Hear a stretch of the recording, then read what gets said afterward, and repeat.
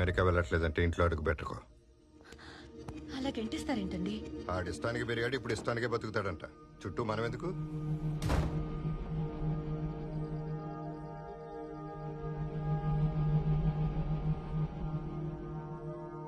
ఏరా నీ pent house రెంట్కి ఇస్తావా? అక్కడ మా నాన్న నసుండదు కాబట్టి ఒక 5,000 ఎక్స్ట్రా ఇస్తా. ఏడిసావులే, తగలాడు ఇంకా. ఆ బ్యాగ్ తీసుకో.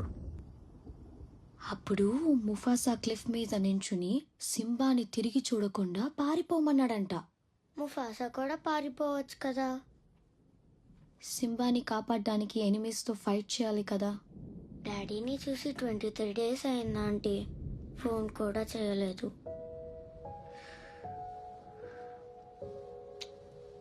డాడీ వెళ్ళిన చోట సిగ్నల్ ఉండదు కదా, అందుకే కాల్ చేయలేదు. నువ్వు డాడీని ఎంత మిస్ అవుతున్నావో డాడీ కూడా